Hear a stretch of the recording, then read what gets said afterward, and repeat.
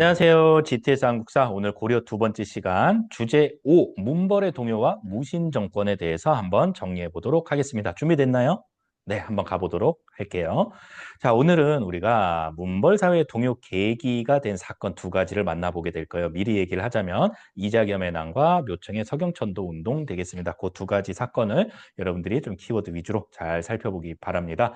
자, 두 번째는 무신 정권기의 특징적인 정치 기구, 그다음에 흐름을 살펴보면 되겠고요. 세 번째는 몽골의 항쟁 과정을 좀 정리를 하면 좋겠습니다. 자, 오늘 우리가 어떤 시기를 공부를 할 거냐면 여기 두 번째 시기를 공부를 할 거고 이어서 세 번째 시기까지 갈 거예요. 그러니까 고려의 중간 부분을 우리가 두 덩어리를 공부한다라고 생각을 하면 되겠습니다. 자, 한번 가볼까요?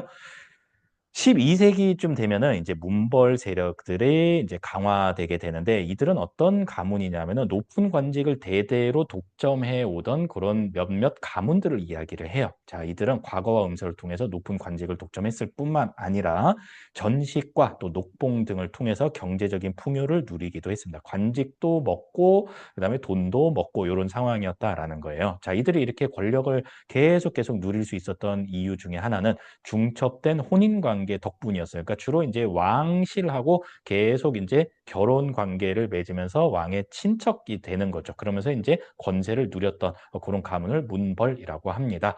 자, 어때요? 고인물은 썩게 되죠. 그리고 어때요? 자, 세력이 점점 커지면 커질수록 딴 마음을 품게 돼요. 아, 그러면은 나도 왕이 될 수 있지 않을까? 그런 와중에 일어났던 사건이 바로 이자겸의 난입니다. 이자겸의 난. 자, 여기 보세요. 이자겸이잖아요. 그리고 16대 왕 예종이고 17대 왕 인종이에요. 자, 이자겸은 어떤 사람이냐면은 둘째 딸을 왕에게 시집 보냈어요. 그리고 그 사이에 태어난 아들한테 셋째 딸, 넷째 딸을 또 시집을 보냅니다.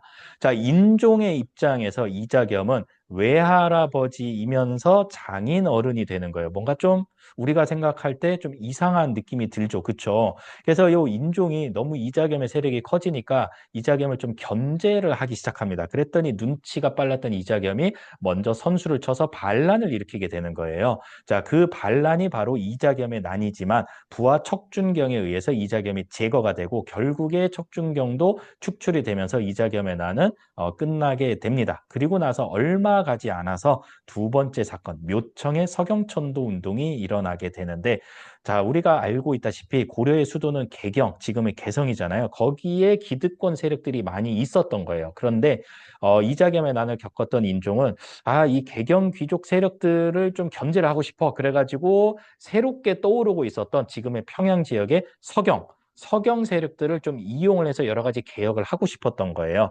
그러자 요 인종의 이렇게 눈에 들어갔던 요 서경 세력들이 이번 기회에 아예 수도도 한번 우리 쪽으로 옮기시지요. 라고 이제 제안을 하게 되는 겁니다. 자, 이런 일이 벌어지는 거예요. 가운데가 인종이에요. 자, 묘청은 스님입니다. 풍수지리서를 공부한 스님인데, 자, 이 사람이 이렇게 제안을 해요. 개경은 기운이 다했으니 서경으로 천도를 하고 독자적인 연호와 황제칭호를 사용하셔야 합니다. 그리고 금나라를 쳐들어갑시다.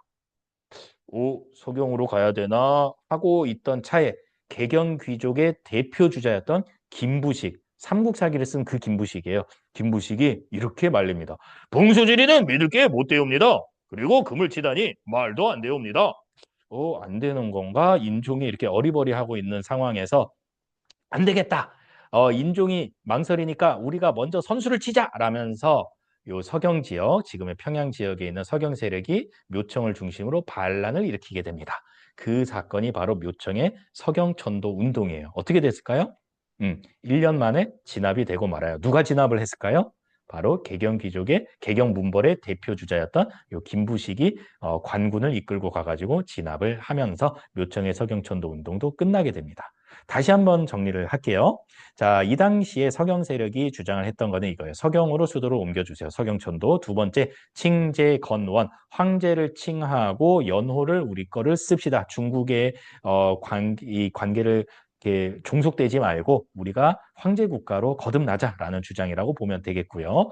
금국정벌, 요거는 이제 여진족이 세운 이제 금나라였는데 나라가 금나라였는데 이 여진족의 결국에 개경 문벌 세력이 불복하거든요. 그러니까 여기에 이제 반대를 한 거예요. 네. 한마디로 묘청의 서경천도 운동은 개경문벌 대 새로운 서경 세력들 간의 충돌이라고 생각을 하면 되겠습니다. 결국 최후의 승자는 누가 됐죠? 아까도 말했다시피 김부식이 이끄는 개경 세력입니다. 김부식이 관군을 이끌고 와서 묘청 세력들을 진압을 했다라는 얘기고요. 또 사상적으로 보면은 유교 사상 대 풍수지리설의 충돌이라고 보면 되겠습니다. 김부식은 유학자예요, 유학자. 그다음에 이제 묘청 세력은 풍수지리설을 근거로 서경천도를 주장을 했었다. 이런 얘기예요. 결국은 이제 유교 사상이 이기게 되는 거죠. 자, 이 이자겸의 난과 묘청의 서경천도 운동 두 사건을 겪게 되면서 고려의 문벌 사회는 점점 썩어가기 시작합니다. 자, 대신에 누가 떠오르기 시작하냐면은 무신들이 떠오르기 시작합니다. 그럴 수밖에 없는 이유가 있어요. 이자겸의 반란, 그다음에 묘청의 난, 그것도 반란이죠. 요거를 진압하는 과정에서 누가 제일 고생을 합니까?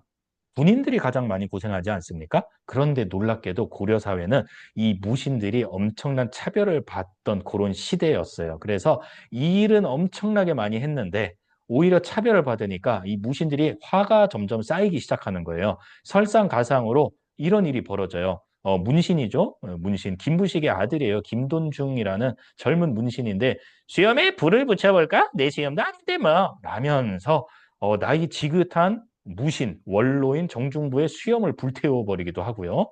그 다음에 또 이런 일도 벌어져요. 젊은 문신 한뢰가 나이가 지긋한 이소웅이라는 무신의 뺨따구로 후려치는 그런 말도 안 되는 일이 벌어집니다. 그래서 참다가 참지 못하던 무신들이 반란을 일으키게 됩니다. 이게 바로 1170년에 무신정변이 되는 거죠.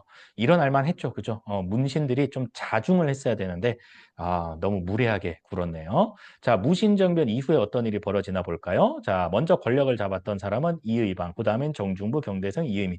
여기까지는 좀 혼란기라고 보면 돼요. 자, 그리고 중방이라는 무신 협의기구를 통해서 정치를 해나가게 됐다는 거고요. 자, 이렇게 자기들끼리 서로 이렇게 대장해 먹겠다 하는 혼란을 누가 잠재우냐면은 최충헌이라는 사람이 잠재우게 됩니다. 그리고 최충헌이 새롭게 교정도감이라는 정치기구를 세우고 여기에서 이제 정치를 해나가게 됩니다. 그리고 이때부터 최씨 가문이 권력을 대대로 독점을 하는 시기가 펼쳐지게 됩니다. 이때가 이제 정치적으로는 조금 안정인데 사회적으로는 여전히 혼란스러워요. 그 이유가 이따가 밝혀지게 됩니다. 자, 어쨌거나 초기에는 중방 중심으로 최충헌 이후에는 교정도감 중심으로 정치가 운영이 됐구나라고 알아두면 되겠습니다. 그리고 이제 최우 때가 되면은 새롭게 정방이라는 인사기구를 설치를 하면서 인사권까지 장악을 하게 된다라는 거고 군사 기반으로서는 도방, 그다음에 이제 최씨 정권으로 넘어오게 되면서는 삼별초를 설치를 해서 운영을 하게 됩니다. 자, 이랬던 무신 정권기에 사회적으로는 상당히 혼란스러웠다라고 이야기를 했는데 자기들끼리 권력 쟁취를 위해서 싸우기도 하고 그 과정에서 불법으로 땅을 빼앗기도 하고 백성들을 좀 이렇게 많이 수탈을 하게 됩니다.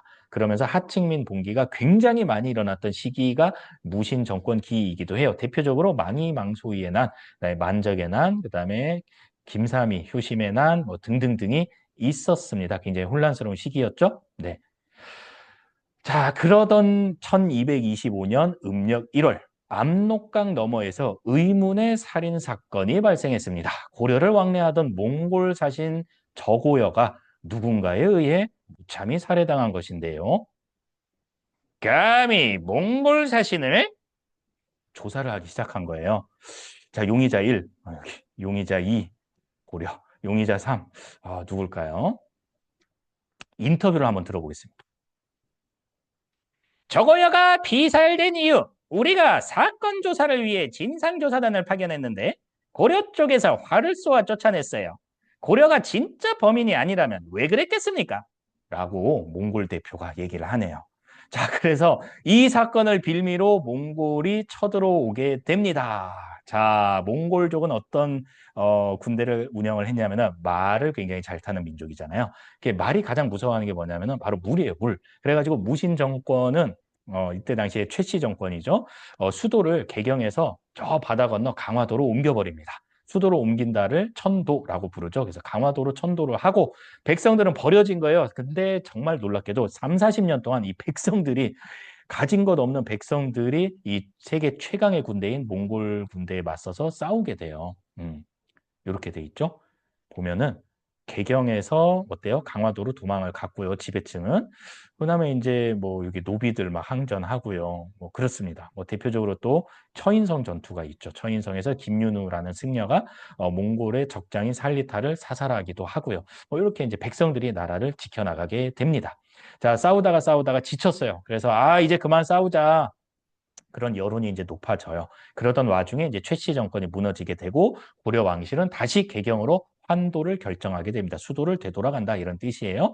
여기에 이제 안 됩니다. 반대를 하면서 끝까지 몽골군과 싸웠던 게 바로 삼별초입니다. 그래서 삼별초에 항쟁하면은 또 유명하죠. 자, 여기까지 우리가 문벌 사회, 그다음에 문벌이 동요하고 무신 정변을 통해서 성립된 무신 정권, 그리고 이제 몽골족의 침입까지 우리가 한번 정리를 해봤습니다. 수고했습니다. 안녕.